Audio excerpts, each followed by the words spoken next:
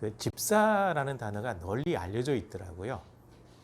그래서 교회 직분인가라고 했더니 그게 아니라 많이 들어보셨을 겁니다. 합성어인데 고양이 집사.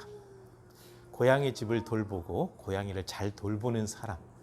그러니까 이제 애완동물을 기르면서 애완동물이 집사가 됐다라는 표현으로 뭐 나는 고양이 집사네. 요게 참 많이 알려져 있더라고요. 참 안타깝더라고요. 사실 집사 직분은 교회에서 굉장히 중요한 직분입니다. 그 초대교회 때 7명의 집사를 세웠었잖아요. 이때 이제 이 집사는 안수 집사입니다. 그러니까 오늘 본문 말씀의 집사는 그냥 일반 서리 집사를 얘기하는 것이 아니라 안수 집사다라고 이렇게 생각하시면 될 것 같습니다. 그 구약 시대에는 집사라는 직분이 없었습니다. 왜냐하면 그 레위 지파가 12지파에 이렇게 흩어져 살게 된 배경이 있어요. 그 배경은 어디로 가서 생각하시면 되냐면 그 야곱이 외삼촌 집에 살다가 그러니까 야곱이 원래 이제 그 속이는 자, 뒤꿈치를 잡은 자라는 뜻을 가지고 있잖아요. 근데 하나님께서는 훈련을 시키실 때 뛰는 자가 있으면 항상 나는 자가 있게 만드시거든요. 그러니까 야곱이라고 하는 사람이 늘 그런 인생을 살아왔어요. 아버지도 속여서 이제 축복을 받기도 하고 그렇게 살아왔는데 외삼촌 집에서 20년을 사는데 야곱보다 더 뛰어나게 속이는 사람이 바로 외삼촌이거든요. 그러니까 딸 한 명 시집 보내는데 7년 무료 봉사하게 하겠다고 약속해놓고 두 딸을 한꺼번에 결혼시키면서 14년 동안 무료로 부려먹어요. 그리고 품삯을 주마라고 해놓고 10번이나 떼먹어요. 그럼에도 불구하고 하나님께서 베델에서 약속하셨잖아요. 너에게 네가 기도한 대로 다 채워주마. 그래서 외삼촌이 그렇게 야곱이 부자 되지 못하게 하려고 착취하고 빼앗아감에도 불구하고 거부가 되게 만드셨어요. 그래서 이제 이렇게 살다 보니까 더 이상 안 되겠다 싶어서 돌아왔죠. 돌아와가지고 형 에서를 만나는 게 두려워서 야복강에서 기도했던 내용 기억하실 겁니다. 이렇게 해서 이제 형이랑 화해를 하고 형이 같이 가자라고 하니까 야곱이 형이 못 믿어요. 언제 갑자기 너 옛날에 이렇게 올까봐 두려워가지고 형님 먼저 가십시오. 따라가겠습니다 해놓고 세겜 땅으로 들어갔죠. 세겜 땅에 들어갔다가 딸, 고명딸이죠. 아들 12명에 딸 하나, 고명딸인데 이 딸이 그 성에 놀러 갔다가 몹쓸 짓을 당하고 그런 어려운 일이 발생했죠. 그래서 그들과 결혼하겠다고 속이고 할례를 받게 하고 난 다음에 3일쯤 되어서 고통이 아주 극에 달했을 때 시므온과 레위가 그 땅의 남자들을 싹 살해하는 사건이 발생하게 됐죠. 그 사건 이후에 야곱이 12지파, 12아들들을 축복할 때 시므온과 레위에 대해서 이렇게 얘기를 했습니다. 너희들은 뭉쳐있지 못하고 흩어지게 될 거다.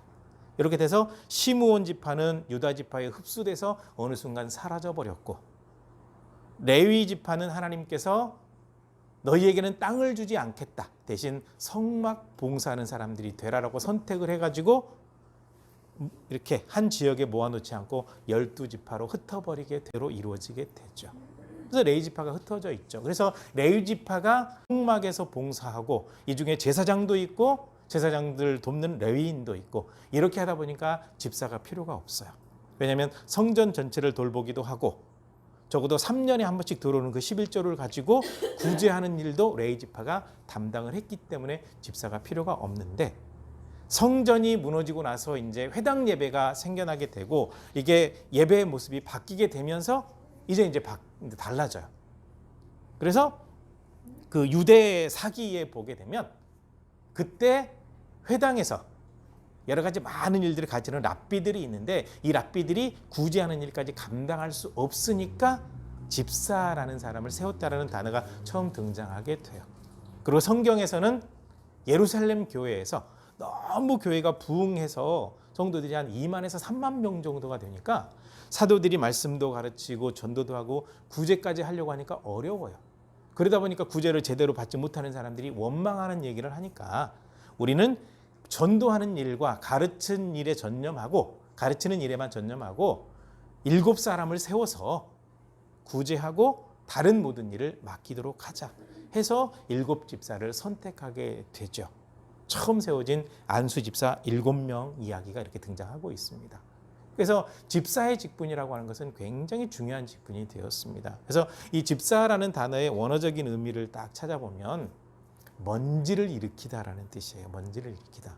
그럴 수밖에 없어요. 소수의 사람들이 굉장히 많은 사람들을 구제하려고 뛰어다니면 그냥 가만히 앉아서 구제하려고 하면 지금 우리나라가 그런 문제가 좀 있는데 새는 돈들이 많아져요. 그러면 제대로 구제가 되지 않고 또 충분히 가지고 있는 사람들이 속여서 구제받는 일들이 지금 발생하고 있거든요. 그렇게 되면 일을 안 했다라는 거거든요. 공무원들이 그만큼 일을 하지 않으니까 불합리한 일이 발생하고 있는데 원래 이 섬기는 직분, 이 집사의 직분은요. 먼지가 나도록 뛰어다닌다라는 의미에서 먼지를 일으키다라는 뜻을 가지고 있어요. 그리고 다른 사람을 섬긴다라는 그런 의미가 같이 담겨 있는 거죠. 그래서 너무 중요하기 때문에 집사의 자격, 어떤 사람을 집사로 세워야 될 것인가를 기준을 분명하게 잡아 놓았다라는 거죠. 지금 우리나라의 직분에 문제가 조금 있어요. 장로의 직분 때 제가 말씀을 드렸지만 남성이 주로 이제 장로의 직분을 맡아야 되는데 그 부분이 이제 성경적이지 않게 흘러가 버렸고 안수 집사의 경우는 남자나 여자나 다 가능해요. 오늘 본문 말씀을 보게 되면. 근데 남자가 안수 집사, 여자는 권사. 권사라는 직분은 성경에도 없는 거라서 성경적으로 돌아간다고 한다면 남성이 됐든 여성이 됐든 안수 집사로 안수하는 게 맞습니다. 이게 성경적이거든요. 그렇게 점점점 잡아가기도 하고 많은 교회들이 이제는 권사라는 직분보다는 여성도 안수 집사로 안수하는 교회들이 생겨나고 있어서 점점 성경으로 돌아가고 있습니다. 그래서 아무튼 집사가 되기 위해서는 영적인 자격, 사회적인 자격, 개인적인 자격, 가정적인 자격 이런 것들을 이렇게 언급을 해놨거든요. 왜냐하면 모범이 돼야 되거든요. 하나님 앞에 영광 돌리는 그런 삶을 살아야 되기 때문에 모범이 돼야 돼요.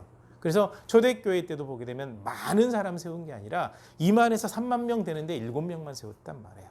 근데 지금은 직분을 너무 남발하고 있어서 별로 그렇게 좀 아름답게 세워지지 않는다라는 그런 평가들이 점점점 나오고 있습니다. 영적인 자격은요, 성령이 충만해야 돼요. 하나님의 영. 그래서 성령이 충만한 사람의 특징은 말씀 안에 거하고 믿음이 확실하고 말씀대로 살려고 애쓰는 모습이 분명히 있다는 거죠. 믿음과 사랑과 말씀, 충만한 모습. 영적으로 강건한 모습이 돼야 되는 거. 이거 사도행전에 나오는 이야기거든요. 말씀과 성령이 충만하고 거기에다가 적어도 다른 사람들에게 인정받고 칭송을 받을 수 있는 사람이라는 거죠.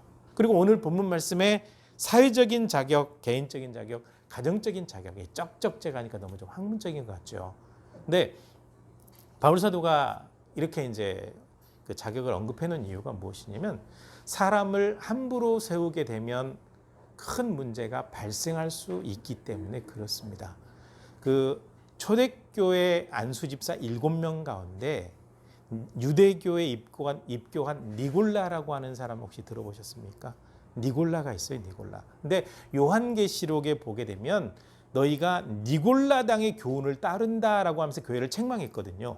이 니골라당의 교훈이 무엇이냐면 이 니골라가 초대교회 안수집사 가운데 한 사람인데 어떤 얘기를 했냐면 한 번 죄 용서 받게 되면 이 용서를 받았기 때문에 앞으로 어떤 죄를 짓든지 아무런 상관이 없다라고 주장한 게 니골라당이에요.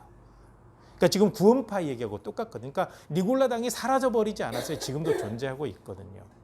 그러니까 바르게 가르치고 바르게 이렇게 그 하나님의 일을 할 수 있도록 사람을 세우지 아니하게 되면 문제가 발생하게 되거든요. 7명 가운데 한 사람 니골라가 엉터리가 되어버렸던 일이 분명히 있거든요. 그래서 바울 사도는 그걸 잘 알아요. 그래서 사람을 세울 때 함부로 세우지 말고 굉장히 신중하게 조심하게 철저하게 조사하고 검증해서 세우도록 해라 라고 하면서 사회적인 자격으로는 이걸 먼저 얘기하고 있습니다. 집사는 적어도 정중해야 돼요. 정중하다라는 말은요, 행동이 경거망동하지 않다라는 거예요. 쉽게 함부로 행동하지 않고 신중하게. 그래서 삶과 행동과 말이 절제되어 있고 제대로 모든 것을 파악한 가운데 신중하게 진행하는 사람. 적어도 사람에게는 말의 무게가 있어야 돼요. 아, 저 사람 참 믿을 만한 사람이 못 돼 라고 하게 되면 그 사람은 분명히 말썽을 일으키게 돼 있어요. 네. 특히 그런 사람들이 있죠. 네. 본인은 제대로 행동하지 않으면서 남 탓하고 있고 내로남불하는 그런 이상한 사람들, 특히 정치하는 사람들 가운데 그런 사람들이 참 많더라고요. 근데 안타까운 것은 정치하는 분들 가운데 장로 안수 집사가 꽤 많아서 참 동탄할 일이긴 합니다. 근데 저 사람 참 양반이다, 그럴 정도로 정중한 사람이 되어야 된다라고 말씀을 하고 있고요. 그 다음에 집사는 일구이연하지 않아야 된다. 말의 신뢰, 말을 함부로 하지 않아야 되거든요. 만약에 샘에서, 똑같은 샘에서 단물과 쓴물을 낸다고 한다면 그게 샘의 기능을 제대로 하는 거냐. 그리고 좋은 샘은 쓴물과 단물을 동시에 낼 수가 없다라고 얘기를 하면서 적어도 하나님의 사람들이라고 한다면 한 입 가지고 두 말하는 일을 하지 않도록 말에 신중해야 된다라고 분명히 언급하고 있고요. 그 다음에 세 번째로는 술에 임박하지 않아야 된다. 술 취하지 말라 이는 방탕한 것이니 라고 언급이 되어 있음에도 불구하고 가끔 청년들하고 대화를 나눠보면 아니 목사님 취하지 말라 그랬지 먹지 말라고는 안 했지 않습니까? 글쎄요, 취한다는 기준이 사람에 따라 좀 다른데요. 저 같은 경우는 냄새만 맡아도 머리가 아파요. 그러면 취한 거 맞죠? 네. 그러니까 취한다는 기준이 사람에 따라 다 달라요. 그러니까 술 취하지 말라는 어느 정도 먹고 취하지 않도록만 먹으라라는 얘기가 아니라 그것은 방탕한 일이니 하지 말라라고 얘기를 하고 있는데, 아마도 주변에 중직인 아마 그 지인들이 있을 겁니다. 그들 가운데 술에 임박힌 사람들이 참 많을 거예요. 하나님의 말씀대로 살지 않아서 문제가 되고 있는 거죠. 그 다음에 적어도 더러운 이익을 추구하지 않아야 된다. 양심의 문제죠. 양심에 꺼리끼는 이익을 취한다라고 하게 되면 누군가를 이용하거든요. 그 조이팔 사건, 그걸 토대로 한 드라마가 하나 있었죠. 네. 그걸 보게 되면 아주 뭐 상상할 수 없는 방법으로 사람을 등쳐먹어요. 네. 그런 일들이 있고, 아무튼 여러 가지 많은 사건들을 보게 되면 양심에 하나도 가책을 느끼지 않아요. 그 다음에 개인적인 자격으로는 이걸 얘기하고 있습니다. 깨끗한 양심을 가지고 믿음의 비밀을 지키고 있어야 한다. 깨끗한 양심. 하나님 앞에서 아마 코람데오라는 단어를 참 많이 들어보셨을 겁니다. 코람데오 합시다. 코람데오. 하나님 앞에서. 과연 하나님께서 보신다고 한다면. 아마 이 영상을 보신 적이 있는지 모르겠는데요. 미국의 한 도서관에서 실험을 했습니다. 실험한 얘기를 제가 들려드렸는지 아닌지 기억이 잘 안 나는데 이걸 준비하다 보니까 그 이야기가 다시 떠오르더라고요. 그 도서관에서 팀을 두 팀으로 나눠요. 두 팀으로 나눠가지고 똑같은 장소에 이렇게 그 막대로 이렇게 움직이는 어떤 게임이 있어요. 근데 이렇게 만약에 전혀 접촉하지 않고 지나가게 되면 성공인데 접촉하게 되면 실패거든요. 실패를 하는데 앞에다가 이제 숫자를 넘기는 거를 딱 준비를 해놓고 실패할 때마다 번호를 넘기는 거. 시간 제한을 두고 그렇게 했어요. 그래서 한 그룹에다가는 그 게임 하는 것만 얘기를 하고 또 한 그룹은 모아놓고 뭐라고 얘기를 했냐면 거기에 이제 빈 의자가 있는데 이 의자에 이런 전설이 내려오고 있습니다. 이 도서관에서 어떤 사람이 이 의자에 앉아 있다가 갑자기 죽었어요. 죽었는데 이 사람의 영혼이 떠나지 않고 이 의자에 앉아 있다라고 하는 전설이 내려오고 있습니다. 라고 얘기를 해놨거든요.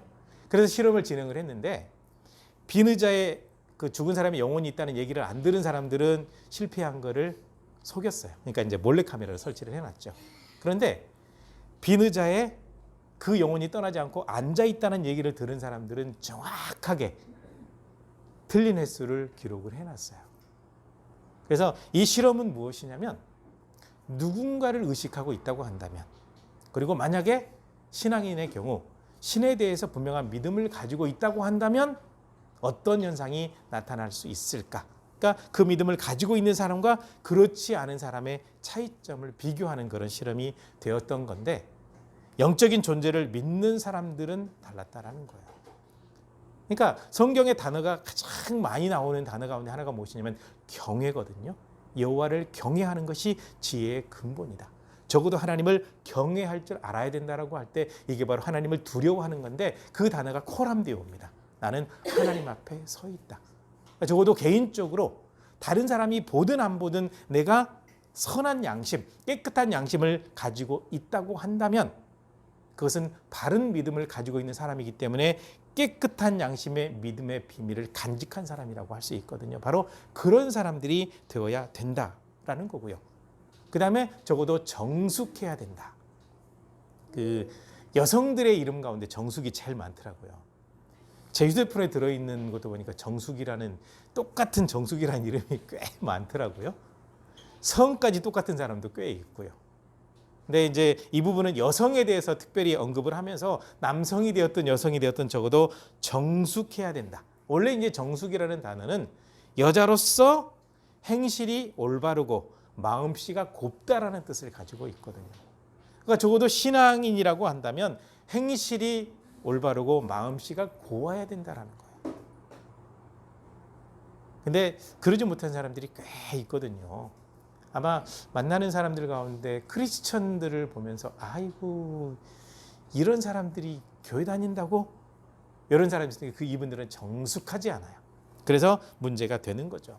그 다음에 이제 모함하지 않아야 된다는 겁니다. 모함하지 않아야 돼요. 그 사람들과 대화를 나눌 때 가장 미치고 팔짝 뛸 노릇일 상황이 무엇이냐면 방금 말해놓고 안 했다는 사람. 예, 미치는 거죠. 금방 얘기해놓고 금방 행동을 해놓고 안 했다고 하는 사람.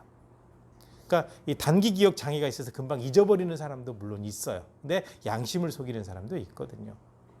그러니까 뭔가를 부인하고 말을 돌려버리게 되면 참 환장하거든요. 모함이라는 게 바로 마찬가지예요. 이 사람 저 사람 이렇게 얘기하다 보면 말에 계속 살이 붙어요. 그 문제가 발생하거든요. 지난 월요일에 그 동기들 만나서 대화를 나누는데 한 동기가 결국은 교회에서 너무 많이 괴롭힘을 당하다가 결국 사임을 했어요. 사임을 했는데 어떤 말까지 만들어내냐면 그런 일도 없는데 이성에 빠져 있다고 말을 만들어내가지고 공격하는 사람들이 그렇게 모함을 하니까 또 믿는 사람들이 생기더라는 거예요. 그래서 그런 말이 있죠. 사람 3명이 모이면 호랑이를 만들어낸다고. 한 사람이 나 호랑이 봤어. 에이 설마. 특히 이제 아차산에서 그랬다고 하면 봅시다. 가까운 아차산이니까 나 아차산에서 호랑이 봤어 한 사람이 그러면 에이 설마 뭐 잘못 고양이를 호랑이로 봤겠지. 또 한 사람이 얘기하게 되면 글쎄 그런가 에이 설마. 근데 세 번째 사람이 얘기하게 되면 그럴 수도 있겠네라는 그런 실험 결과도 있거든요. 그렇게 되듯이 그런 모함을 만들어내 가지고 결국은 목회를 못하게 만드는 일도 있고요. 이런 일들이 많이 발생하고 있는데 그런 말을 만들어내는 사람들은 바로 출교 조치를 취해야 돼요. 성경대로 하면. 그런 일을 절대로 하지 않아야 된다라고 얘기하고 있고 그 다음에 절제할 줄 알아야 된다. 말과 생각과 행동의 절제 참 중요합니다. 우리가 참 자유롭죠. 우리에게 자유가 있습니다. 근데 책임이 있는 거예요. 하나님께서 아담에게 그 말씀하셨거든요. 다른 열매는 다 따먹어도 괜찮은데 동산 중앙에 있는 선악을 알게 하는 나무의 열매는 따먹지 마라. 이것을 따먹게 되면 네가 정령 죽게 될 것이다 라고 할 때 자유를 주셨어요. 선택이죠. 그런데 아담이 결국 선택을 했고 그 책임으로 죄를 짓고 에덴 동산에서 쫓겨나게 되었거든요. 우리는 자유로워요. 하나님께서 우리에게 자유를 주셨습니다. 특별히 죄의 문제에 있을 때 너무나도 그 안타까울 정도로 죄의 종, 죄의 노예가 되어 있었거든요. 이때 죄의 문제를 해결하시고 자유케 하셨거든요. 그래서 주님의 영이 계신 곳에 자유함이 있다. 하나님 앞에서 자유롭게 살 수 있어요. 모든 죄의 문제가 자유로워졌기 때문에 죄의 종으로 더 이상 죄에 얽매여 살 필요 없고 자유로운 존재, 하나님 앞에 마음껏 찬양하며 즐겁게 살아갈 수 있는 존재가 되게 하셨거든요. 얼마든지 자유롭게. 근데 우리의 선택에 대해서는 분명히 책임질 줄 알아야 되거든요. 그래서 절제라고 하는 것이 굉장히 중요합니다. 그래서 성령의 9가지 열매 가운데 절제가 들어가 있습니다. 하나님의 도우심으로 진행이 돼야 되는데 적어도 절제할 줄 알아야죠. 함부로 말을 하거나 사람을 함부로 대하거나 잘못된 방향으로 선택을 하거나 그러지 않도록 하는 것이 굉장히 중요하고 그 다음에 모든 일에 충성할 줄 알아야 된다라는 거죠. 그 믿음이라는 단어 가운데 신실함으로라는 의미가 들어있고 충성됨으로라는 의미가 담겨 있기 때문에 우리에게 주어진 일을 잘 감당할 때 충성되다. 하나님의 말씀대로 살아갈 때 충성되다라고 얘기를 하거든요. 그래서 모든 일에 충성된 사람. 개인적으로 마음의 문제거든요. 마음의 문제. 책임감 있는 태도가 필요하고 적어도 가정적으로는 한 아내 남편. 여성에 대해서는 언급이 안 돼 있어요. 이 부분은 해석이 좀 분분할 수밖에 없는데 특별히 남성에 대해서는 적어도 안수 집사가 되기 위해서는 가정을 이루고 한 아내의 남편이 된 사람이 자격이 된다라고 언급하고 있습니다. 왜 이렇게 언급을 했냐면 지금 그 서구에 있는 교회들이 참 그 점점점 그 교회가 무너져가고 있는 일이 있거든요. 그 상황 가운데 하나가 뭐냐면 차별금지법 때문에 교회가 많이 어려워졌어요. 동성애 잘못됐다, 뭐 잘못된 걸 얘기하게 되면 설교 정지를 당해요. 지금 차별금지법 통과한 나라들에서 그런 일이 벌어지고 있고, 그 다음에 타협하는 교회들이 생겨요. 동성애자들을 주례를 해주고 공식적으로 교회에서 결혼식을 진행을 해주는 교회들이 생겨나고 있거든요. 성경적이지 않아요.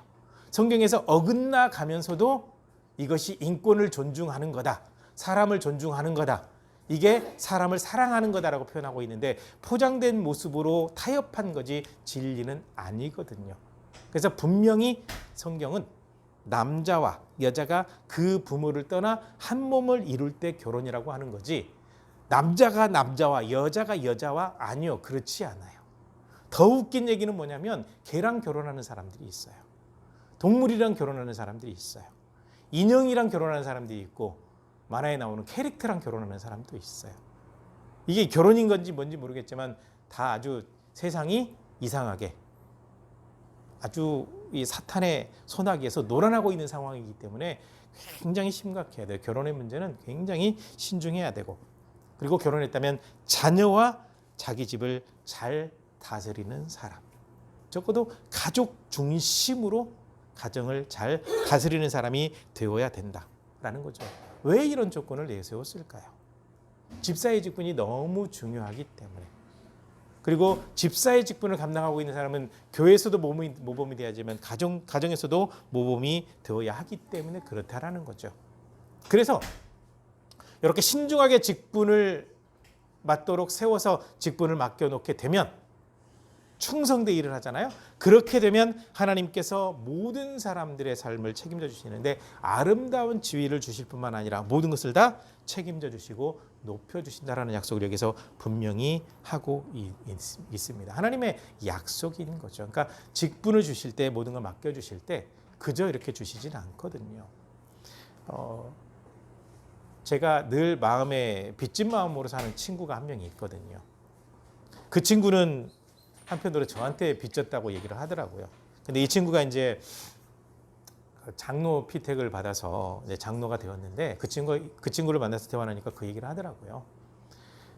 하나님께서 나를 교회로 인도하시는 과정도 참 신비로운 일이었는데 이 직분을 맡기시고 나더니 감당할 만큼 필요한 것을 부어주시는데 가정의 평안도 주시고 자녀들이 모든 장래도 책임져 주시고 하던 사업도 탄탄하게 세워주시는데 감당할 만하게 교회가 필요하다고 할 때 섬길 만하게 주시더라.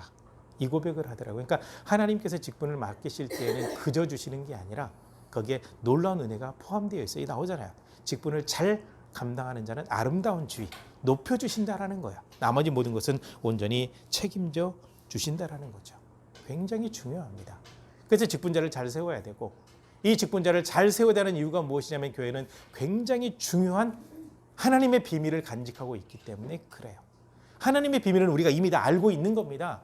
이 땅에 육신으로 주님께서 오셔서 십자가에 못 박혀 돌아가시면서 모든 죄를 담당하시고 믿는 모든 사람들에게 하나님의 자녀가 되는 권세를 주셨을 뿐만 아니라 장사든지 3일 만에 부활하셔서 사망 권세를 깨뜨리시고 승천하셔서 다시 재림하실 때 이 땅을 심판하시겠다고 하는 이 복음, 이 하나님의 비밀을 간직하고 있거든요. 그러니까 모든 직분이라고 하는 것은 바로 선한 일을 하기 위해서 하나님의 뜻을 드러내기 위해서 주신 직분이고, 이 직분을 감당해 나갈 때 하나님의 비밀을 간직하고 이 비밀을 전해야 되기 때문에 감당할 만한 능력을 주실 뿐만 아니라 높여주시고 하나님께서 사용하신다고 분명히 말씀하고 계시는 겁니다.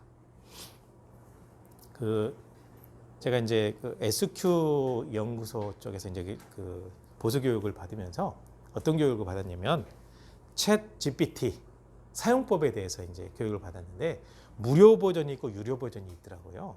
근데 유료 버전 같은 경우는 보니까 시편 23편을 가지고 설교를 준비하려고 하는데 목차를 만들어줘. 그러니까 목차를 쫙 만들어줘요. 말로 음성으로도 할 수 있어요. 그다음에 서론에 목자에 대해서 좀 더 구체적으로 설명하려고 하는데 구약의 성경 구절 2개, 신약의 성경 구절 2개 넣어서 정리해줘. 하니까 쫙 정리를 해줘요. 그래서 이제 저도 이제 챗 GPT를 사용을 하면서 한 가지 궁금하더라고요. 지금 70억 인구가 있는데 가장 인구가 많은 종교가 무엇일까? 그래서 가장 믿는 사람들이 많은 종교를 알려줘 라고 했더니 다행스럽게도 기독교더라고요. 예, 믿는 신앙인들이 제일 많은, 물론 이단들이 같이 포함되어 있어서 좀 안타깝기는 한데, 아무튼 교회가 해야 될 사명은 무엇이냐면 복음을 전하는 일이고, 적어도 주님께서 오시기 전까지 땅 끝까지 복음이 전해져야 되거든요.